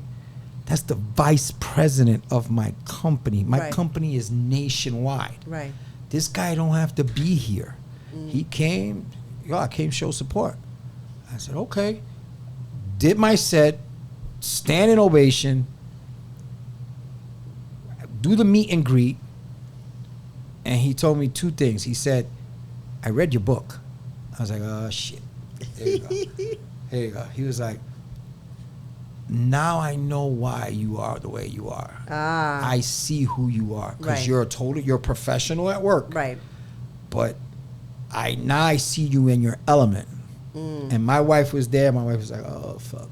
Right? And you got exposed. Like, and I'm calling him boss. He was like, please do not call me boss. My name is Matt. Right. I said, well, you signed my check, so you're the boss. You're the boss. And, it's a thing. It's a thing of respect for where I come from. He said to me, I just need you to do me one big favor. And I was like, oh, shit. I figured he's going to say, don't show this at work or whatever. He said, just give me enough notice when you leave. Oh. I was like, what do you mean? Where am I going? He was like, you don't belong where we're at. Wow. You're here. This is where you belong. Right. He goes, something is going to happen. I can't tell you when. But all I ask you as a favor is give me enough time to find somebody to replace you. Wow. That's all I ask. And I was like. He already knew. So my wife was like, you see, I told you. Now white people are loving you. You're doing something right. Okay. I read here a little bit here that you work with Wu-Tang? I worked with Method Man. Tell us about that a little bit. And Okay. Tenemos un poquito de tiempo que se está acabando ya. Okay. I worked at the Statue of Liberty. Right. The company's name is called Evelyn Hill Corporation. Okay. And Method Man, at the time, I can't say his real name, but we worked together, and he wasn't even famous yet. Right. Right. We used to smoke weed on the Circle Line bus, Circle Line boat. Right. 7 o'clock in the morning, because we would go to 42nd Street and 12th Avenue, load it up with supplies, and go straight to the island before the passengers and tourists came. So at 7 o'clock, we were puffing away like that was our Carnival cruise. We were like, woo! And he was always rapping. Right. He was always throwing out stuff and everything, and we used to have a locker room with a table like this, and we would do beats, and he would rap and everything. He was one of the coolest guys you'll ever meet. And we were big wrestling fans. Right. And I was always impersonating Hulk Hogan. At that time, Hulk Hogan was big. Was my guy. Yeah. And people be like, oh, you impersonate Hulk Hogan? Yeah. I said, well, you know something, brother, back in the Hulkamaniacs, dude. And I used to do that. And he was like, oh my God. Well, we went to Madison Square Garden. We saw matches. Make a long story short, he becomes this phenomenal icon. And my comedy career was just starting to happen. I used to work security at JFK Airport. Right. And I was the guy who would tell you, park your car, unload, move, go. Get those guys that you hate, that was me. Yeah. This limo pulls up, like 3 or 4 of them. Guy comes out, hey man, I know you're doing your job. We just need to stay here for a couple of minutes. We have important clients in there. And I was like, listen, unless he's political or something or, official, I can't let you stay. He goes, man, I got Wu-Tang Clan in there. Right. I was like, oh shit, you got Shaquan? Oh my God. This guy got up, come out. He goes, how do you know his name? I said, I used to work with him in the Statue of Liberty. He was like, you sure? I said, tell him Hulkster said, what's up? I'm not gonna go to him. I said, you want to go say hi? I said, nah, I don't want to think I'm riding his jock or whatever. You know, I'm proud of him. Don't get me wrong. Yeah. Just tell him Hulkster said what's up. This motherfucker gets out. Hulkster, my nigga, what's up, my nigga? Oh shit! He was like, what the fuck? You know him? I said, yo, this guy was the greatest Hulk Hogan impersonator. Yo, do it for me. Do it for me. I was like, well, you know something, brother. And he was like, yo, bro. I was like, yo, where can I smoke weed around here, man? I want to get on this plane and I smoke some weed. I said, all right, let's go. I said, at that time, TWA was open. Right. So I said, yo, go right here in the parking lot, smoke weed. There wasn't like security the way it was now. I was smoking with him. I was like, yo, how you been? Yo, son. I knew all of them. Wow. Ghostface Killer, Method Man. All of them worked at the Statue of Liberty. Raekwon. They all worked in the Statue of Liberty. RZA. They all worked in the Statue of Liberty. We were frying chicken and selling fish sticks and French fries. Goddamn. And one day I'm watching TV. I came to bring the pain, Hawk. I was like, yo, I know this motherfucker. And real. God bless him. Yeah. He's been up there ever since. I hope to run into him one day when I'm doing a show. Shout out to Method Man and the Wu-Tang Clan. And this is his town. Yes. His town. Well, he just sold this house, I think, where he was at. Listen, when you make money, you gotta leave the hood. Okay, I'm telling you. Tell us a little bit, because we're running short out of time, but I do want to bring in, because I know that your biggest influence also was your grandmother. Yeah. So, habla un poquito de tu abuela. Abuelita was... And I don't mean to disrespect my mother on this because I love my mother to death. Oh, boy. Dios mío. I will die with my mother, but I'll die for my grandmother. Oh, wow. That's the difference. Wow. Okay. I'll die with you, Ma. I love you to death. You're the first woman in my life, but I'll die for my grandmother. Wow. Because as a mother, you have to let your child know you did wrong, you did this, you did that, Right, whatever. right. And sometimes you're like, damn, I upsetted her. Right. You know, she won't talk to me or I get punished. My grandmother wasn't like that. She was like, okay, you finished? Now you learned, right? Now do this. My grandmother was the strongest woman in the universe. And I'll say this proudly. My grandmother raised a special needs aunt that I had. Yes. Her name was Iris. She's in the book. She's in the book. My grandmother raised her until she was 66, 67 years old. Wow. And she passed away. They don't last that long. Right. Mind you, there was none of the stuff that they have now. Right. None of the programs that you had now. Right. I was raised by a woman who raised all her kids on her own. Of course, she had multiple husbands at the time. But she showed me what it was to be like, and you want to fucking complain that you don't got the newest shoes or you ain't got this. This woman raised a woman who could not walk, who could Right. not talk, okay? You know, regularly. You know, you had to change her diapers. You had to do all this. They didn't have these special machines that they have now that they can pick you up. I used to put my aunt to bed. Right. I used to leave the room, wait till my grandmother cleans her and everything, and then the next morning pick her up and do it again. Right. You know what I'm saying? I did this. This woman held my children. Right. That was my determination. Like that inspiration of fuck what they tell you. Right. You're going to be somebody. It might not be easy, but you're going to be somebody. When I started doing comedy, every show I did, I had to see my grandmother before I head to the club. Wow. Abuelita, I'm going to the club. I used to bring her fruits. I used to bring my aunt. My aunt, you know, she could move her hands, but they were like very limited. Right. So she used to love to open up string beans. Okay. Right? So when my grandmother wanted to cook rice and beans, we never bought the bag or the can. I would bring the beans for her. Right. And there's my little aunt. Wow. Opening up these little things, putting it in there. And she used to call me Rafi. And I used to go, Titiri, maricón. She used to call me Pato. She used to go, Tato. I used to be like, okay, whatever. And my grandmother was a huge wrestling fan. She used to come when she saw Andre the Giant. She'd Oh, be my like, God. Ay, ese grande si lo cojo. I swear to God, my grandmother lusted over Andre the Giant. I said, Oh my God! I was Jesus. like, but he's Out so of all ugly. characters. I was like, but abuelita, he's I can like, see it. No, I see. but abuelita, he's bigger than you. We're the same size in bed. That's my grandmother telling me this. Believe it or not, my grandfather was a black Puerto Rican. My grandfather looked like Roberto Clemente. My grandfather was 6'8", my mother's father. Oh, entonces le gusta She loves them big. Oh, yeah. She used to, before she passed away and she got older, she used to have dreams that he would come and visit her. Oh, wow. Abuelita, you're so happy. Ay, vino tu abuelo. And I was like, abuelita, are you serious? ¿Qué? ¿Tú no crees que todavía se moja? And we would be like, in like the shock. Oh my God. But she always told me, don't ever stop believing in yourself. Right. Because when you stop believing in yourself, that's when you're done. You know, and of course I went through depression and all this stuff and everything, but when she died, it was like that killed me. That killed me.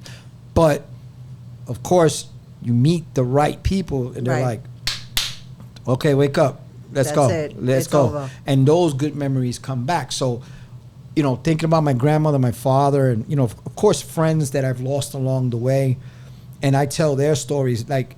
I don't know how far you got into the book, but there are adventures there. You're like, nah, this guy, yes, we did that. Yeah. Because I give you the exact street. I give you the block. I tell you what year, who was on radio. I see it. All this stuff like is on there. You know when Lord Order shows you the dun dun dun. I tell you everything. I tell you exactly where it is. And then friends who knew me back then, they were like, oh my God, I remember this.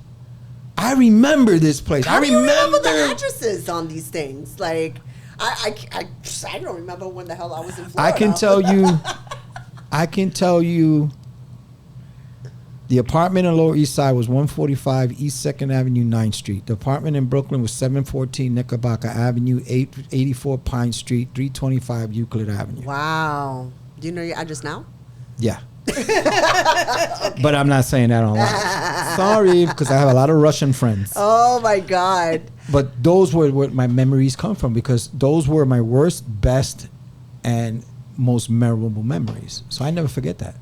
In the book also you wrote about the relationship with your mom and your stepdad. And there was domestic violence there. Yeah, that chapter's called When I Fought the Monster and Won. I know.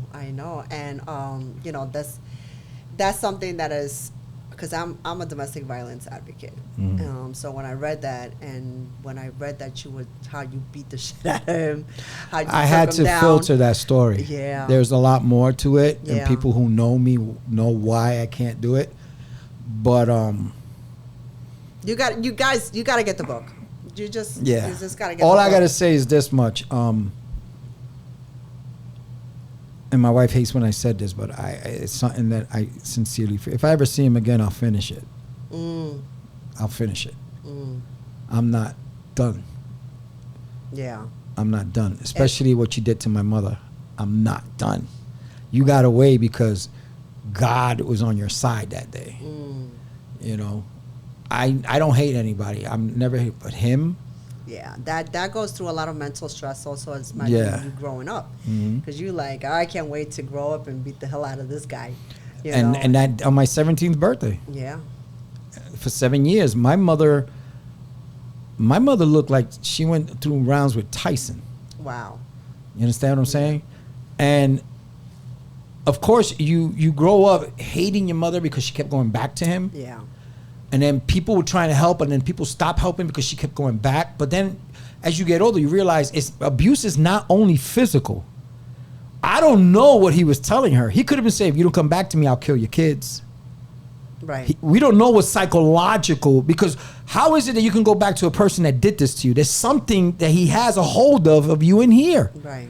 You're a survivor. Mm-hmm. You know what I'm talking about. Definitely. You know, so to me, it was like, why the fuck you keep going back to this guy? Yeah. And I don't want to give the whole story out, but that day, when he said what he said to me, like, don't think about interfering.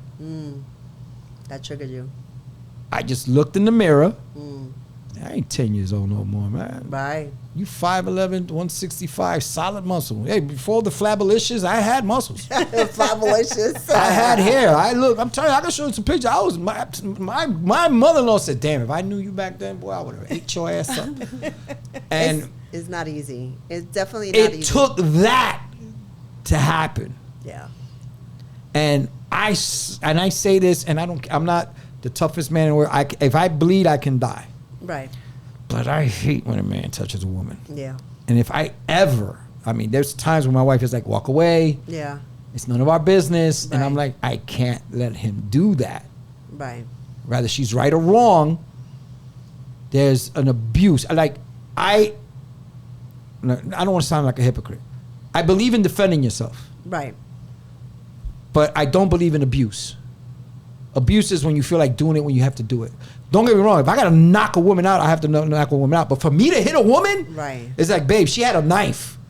Right. She's drunk. She's that. I would never be like, I'm just going to go smack this woman. My life has to be in danger. Or my children's life, or my grandson's, or my wife's life.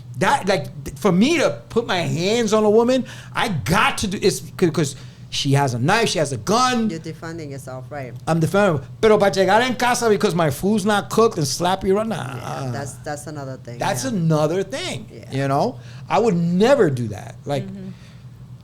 But well, that's a lot of interesting parts in this book. Yeah, so definitely, I can't wait to finish it. There's a lot, ladies and gentlemen. There's a lot of things in there. Great adventures. Yes. Coney Island. If anybody who's watching from East New York, Brooklyn, you know Highland Park. All that's the Snake Hill. It's all there. It's all there. And I wish I could have written more, but like my wife said, wait for the second one. Wait for the second one. And I started working on the second one, which is going to be called Tears of a Clown. All right. And what comedians, the tears they have behind the makeup that make you laugh. You understand what I'm saying? Like I have a saying that my best jokes come from pain. Yes. Right? Yes. But if you fuck with me, I don't want your pain to be my next great joke. See what I'm getting at? Okay. It's like I believe in, you don't want to fuck with me, but don't fuck with me. Right. But don't fuck with me. Right. I've always said that. Two different sides of fucks. Exactly. Because it's like, if I'm taking my pain to make you laugh and you trying to screw me over, now I'm going to take your pain. Right.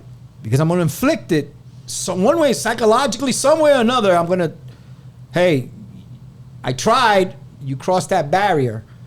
Now I'm going to take that, and now it's going to be one of my greatest jokes. Right. Because my wife has seen it. My wife is like, I can see you go from 0 to 100 like this, but I've also seen you mature where you're like, okay, keep doing, keep going. Right. Keep saying. Right. Notice I'm not saying nothing back to you. Right. I'm letting you give it all to me. Now here comes the success. Toma. Ahí está. Here's the book. Here's the company. Here's the wedding. Here's my wife. Here's the tours. Everything you said I couldn't do is smacking you in the face, and I'm not even raising my hands. That's awesome. Yeah. Silence is the best weapon that you can use. But unfortunately, as a comedian, sometimes you got to open yourself to the world so people can see where you're coming from. And I don't ask for pity from nobody. I speak the truth because I've saved lives. Right. Like there's stuff in this book I didn't put down. Because I like to say in person, and my wife can vouch for this, we get messages every single day. Right. Through TikTok, Instagram, Facebook, emails, my website. I've saved this gentleman's life. I'm just going to say his initial because he knows I know him by that. His name is G. We got like less than 10 minutes. Okay. His name is G. Like literally less. And he wanted to commit suicide. Wow. He was in depression, wanted to commit suicide. He started watching the Juan Sanchez videos. I got an uncle like that. I had an uncle that I used to talk to. He passed away. Right. He talked like that. He acted like that. Yo, dude, you saved my life, man. And all this. People who had cancer, people who had dialysis, and people depression. And I'm like, well, Ma, if I don't become rich, then I guess this is what my purpose is. Right. You know, and it's a great feeling when people pull you aside, but like, yo, Pa, yo, you know, my wife, she was going through some shit. She saw that story you did with your wife. Yo, bro, she's a fan. She's hooked. Now she's opening up to me more. She's coming out and everything. So comedy, to me, is the cheapest psychiatrist on the planet. You don't have to pay for it. You know, if I make 2 people laugh, Right. but they were about to go bankrupt, lose their job, Right. depression, somebody died, animal died in the house, whatever. But damn, this dude had me for 5 minutes. He made me forget that. I did my job. Comedy is therapy. Exactly. Definitely. And Okay. laughter is medicine. There Yep. you go. Rapid fire. You got 2 seconds on each question. Who made you laugh growing up? It's in bed. What's your favorite joke you've ever told? You got to see on July 24th. Clean comedy or no filter? No filter. Have you ever bombed on stage, and if so, what happened? Oh, hell yeah. I bombed at...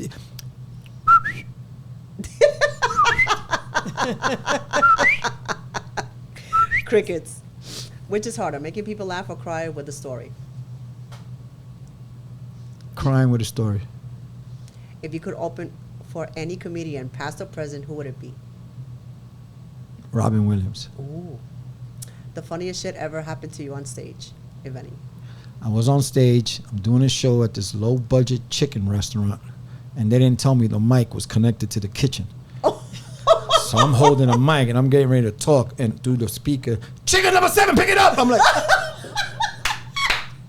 and people looking at me, I was like, oh, you didn't know I was a ventriloquist, huh? That was the funniest thing that ever happened to me. Oh my God. Does your real life experience inspire your comedy? Of Obviously. course. Yes, definitely. Puerto Rican family gatherings or NYC subway rides, which has given you better material? Oh, Puerto Rican gatherings. Yeah. Oh, yeah. Puerto Rican gatherings by train rides, you expect it. You go, oh, this is crazy. But it's to see your family do it, and you're like, oh, man, I just saw the same motherfucker on the train doing the same shit. And you're doing, like, a guy coming in the train. Yo, can you, ladies and gentlemen, I'm sorry to wake you up. I know you're sleeping. Can I get $1? I haven't eaten and everything. Now you go home, and your mother goes, mira, levántate, me tengo que pagar. I took care of your kids, and I want to go to bingo. So which one? I'm like, you're doing the same thing the guy in the train just did. Oh, shit. So I got to give you money just to Right. shut you the fuck up. Yo, real. All right. Finish the sentence. Comedy has taught me that. You don't need to kill yourself to get attention.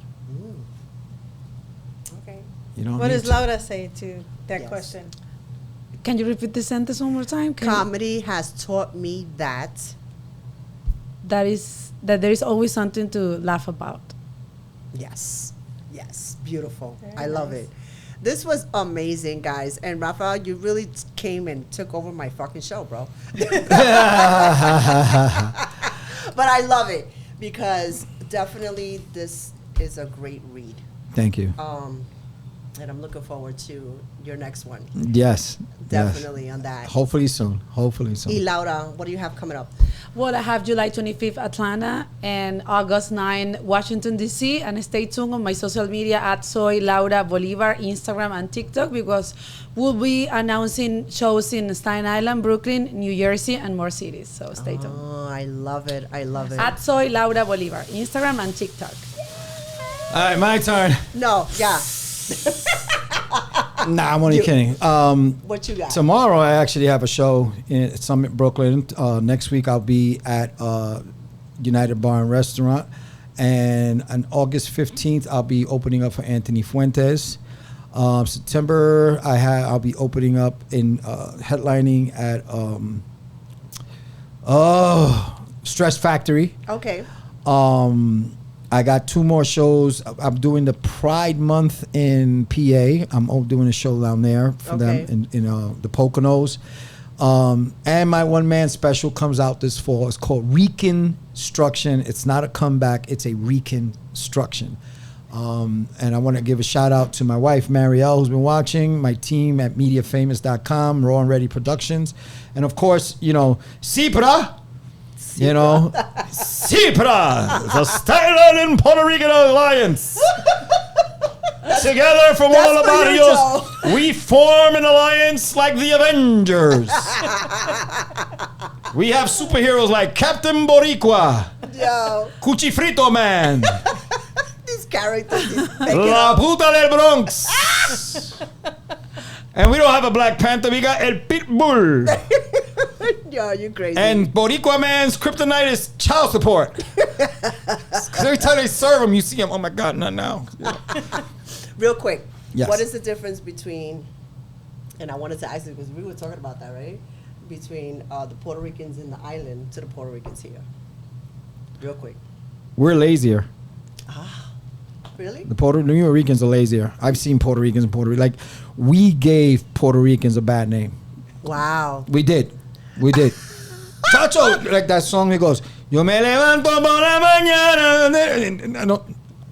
He says it in a song. Diablo. Welfare, cupones, y Social Security, cualquiera lo va a trabajar. Because we get that here.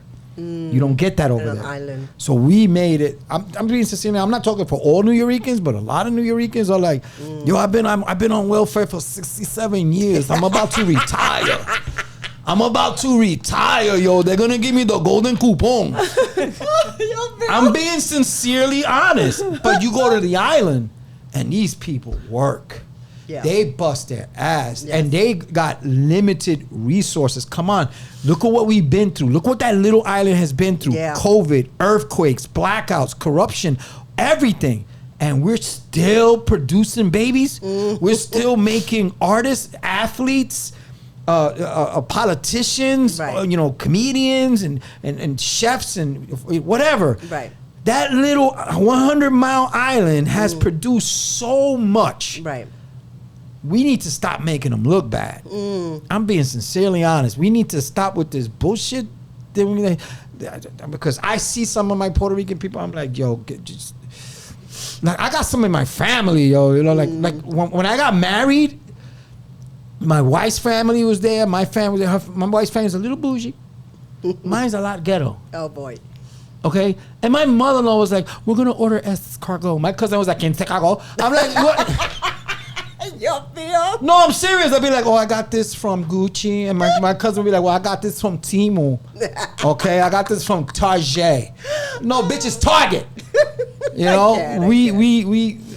But all jokes aside, I love my Nuyorican because we have the best of both worlds. We have America and the Puerto Rican culture. Right. But we need to stop giving Puerto Ricans, Boricuas, a reason to hate us. We need to stop that because when you know how they say they don't support us. A lot of them do, right? But a lot of them are like, "Come on, bro. Yeah, you want me to support you after you're doing this and this and this and this and that." I'm not saying they don't have ghettos over there either, but they don't. They have the ghettos and they stay in the ghettos because they have nowhere else to go. Right. We have that choice. Right. I lived in the ghetto. Right. I love where I live now. Right. I got a dishwasher, a doorman, and everything. I am not going back to the ghetto. Fuck y'all. I am not going back to the ghetto. I keep track of how many Latinos live in my building. If I see another family, Gonzalez or Vasquez, I go to the board. Excuse me, we have enough. We don't need no more. Let's keep getting the Greinbergs, the Kuriskis or something. No, hell no. They ain't messing up my neighborhood. Would that be considered racist in I your don't own give culture? a fuck. Are you kidding me? I love where I live at. It's quiet. The dogs like each other. They actually talk. Hello. You go to a Puerto Rican household in a project or Chihuahua. You want to kick the shit out of this fucking rat. I got a Shih Tzu. Okay, I got a Shih Tzu. My Shih Tzu is bougie as shit. I gotta go in there and pet him, play with his balls and everything. He's like, hi, and he don't bark. He goes, hi, father.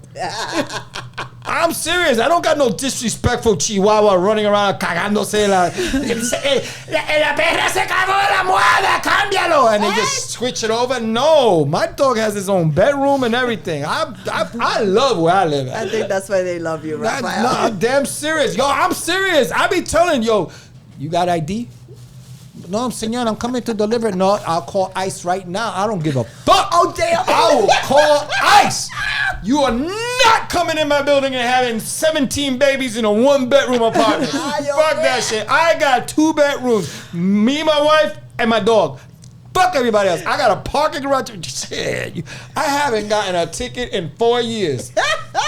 I could leave my car with my shit expired. You are not getting me, goddamn it. This is why you gotta come July 24th. Fuck that shit. July 24th at United Bar and Restaurant. You gotta be there. I'm telling you, if you ever get a chance to get out, listen.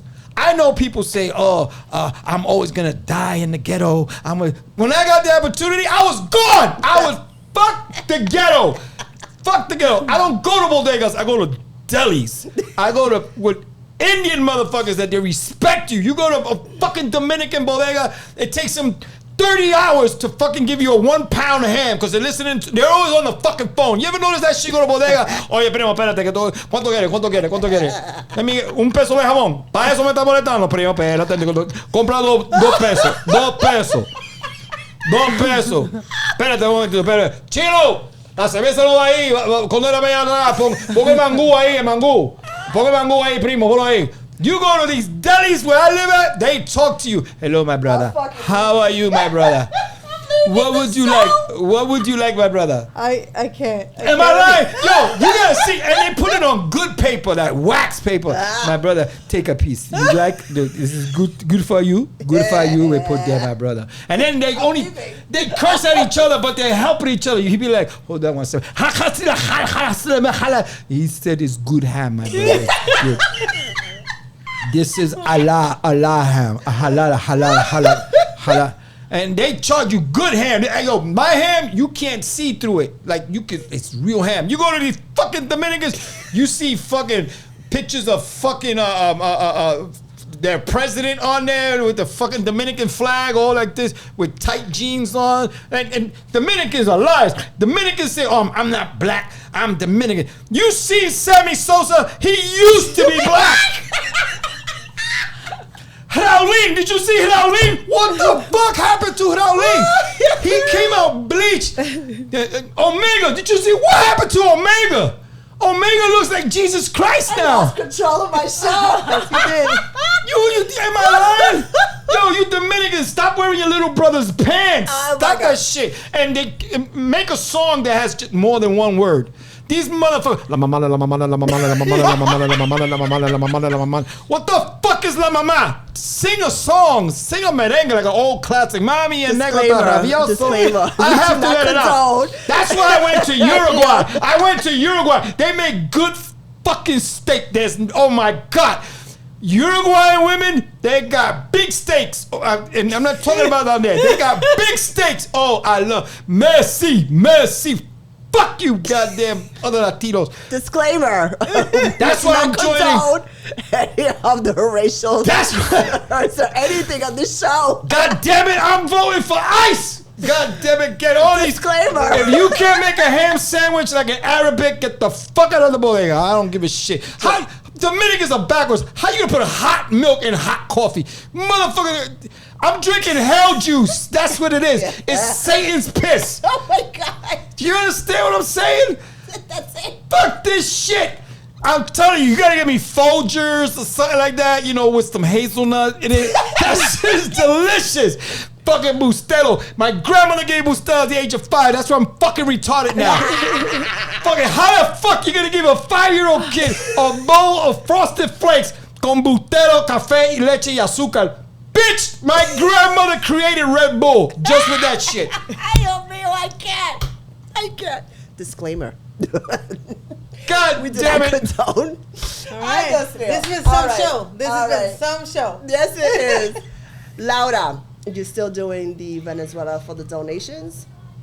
Or are they still doing that? The what? The fundraiser for Venezuela. Yeah, we're doing it in Brooklyn still. A few places they're requesting donations like glove and mostly like medicine that they need it right now. And there are some places in New Jersey as well. Staten Island, I don't think they're doing it still, but for these sure motherfuckers are cheap out here. That's why. No, I did You it gotta for a send me the weekend. information, I please. did it Send for a me the weekend information. here, and I was bringing the stuff for Brooklyn. But right now, what you can find is like trusted foundations that they're organizations that they are collecting money, and they're helping people that is on the ground in Venezuela. Beautiful. So we want to be able to put that information up as well. Yeah, I'm gonna send it to you. Please send it. Yes, because it's so important, regardless of what all this shit Rafael said. Yes. No, it's true. Listen, it's true. And I want to give a word of advice to all my Latino men and men out there. Stop dating women with no eyebrows, that they use pens and shit. Stop that shit. They're evil. They wear fucking eyebrows and they take a Sharpie and put the shit and they put their hair all the way back. They put their hair all the way back. It's like they look like Steven Seagal and shit.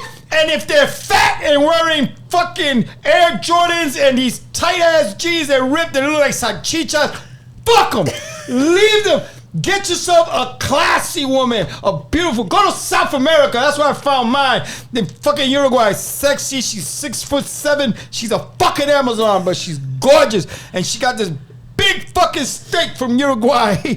And Ese tiene hambre. Yeah, I see. Haven't get dinner yet. Everything is air fried in my house. I haven't seen oil in 4 years. Rafael, I'm gonna kick your fucking That's ass. it. She getting mad at me. Here's the Cuban getting mad at me. She over here coming in this country on a fucking cracker and fucking swimming over talking about like, I'm gonna be Scarface. What the fuck? Why do all Cubans think they Scarface? I don't understand this shit. Let's get something right. They think they Scarface or fucking Celia Cruz. Every time she walks by the house, azúcar. Bitch, you don't even drink coffee. What the fuck you want azúcar for? Oh, Dios mío. Listen, guys, where can they find this book? You can find it on my website at comedianrafaelg.com, or you can find it on Amazon. All my merch is there, my EPK, my history. There's a thing there called Behind the Mic. It actually tells a story, the breakdown of why we created Reconstruction. My whole life is on there. You can see pictures, videos. What I say here has nothing to do with them. This is me talking seriously. I don't give a fuck what anybody says. I'm only kidding. But Tourette syndrome. No filter. No filter at all. no filter. But yeah, all the merchandise, the books, and everything, you can go there. And I'm very proud of this because this is something that came from the heart. I can't wait for the second one to come out. I can't wait to July 24th. Yes. To have fun. You're going to see some great comedians on there. Sofia Negron, Big Red, Eric Nieves, and of course I have to thank CIPRA for this.